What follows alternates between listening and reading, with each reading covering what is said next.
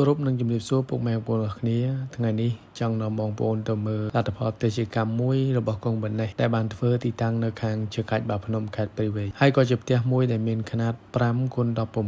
3ជាន់មកទល់ពេលនេះផ្ទះនេះគឺមានអាយុ1ឆ្នាំ7ខែហើយបងប្អូនប្រហែលជាចង់ដឹងហើយថាតើផ្ទះជាកម្មកុងបណ្ណេះដែលមានទីតាំងនៅខាងជើងកាច់បាភ្នំខេត្តព្រៃវែងអាយុ1ឆ្នាំ7ខែនេះតើទិន្នផលរបស់វាកើនដល់កម្រិតណាឥឡូវនេះបងប្អូនចូលទៅមើលខាងក្នុងជាមួយខ្ញុំមើលលាមកសัตว์មើលខាងលើពិតជាមិនធម្មតាបាទ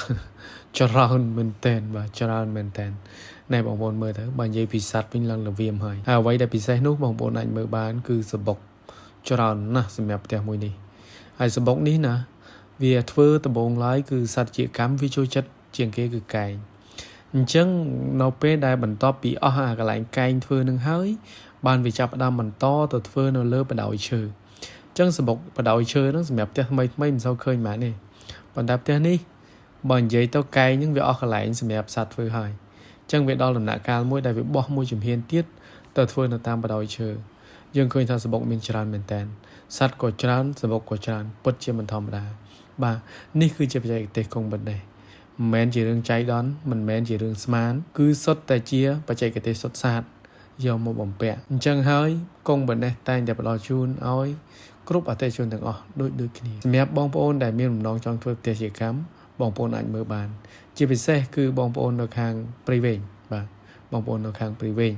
បងប្អូនអាចមើលបានថាតើទិន្នផលប៉ុណ្នេះបងប្អូនអាចសម្រេចចិត្តបានហើយឬនៅ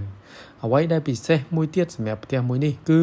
គាត់អាចរកទិន្នផលបានរហូតទៅដល់ជិត3គីឡូក្នុងមួយខែហើយបងប្អូនសាកសម័យមើលផ្ទះដែលមានຂະຫນាត5x16 3ជាន់អាយុ1ឆ្នាំ7ខែ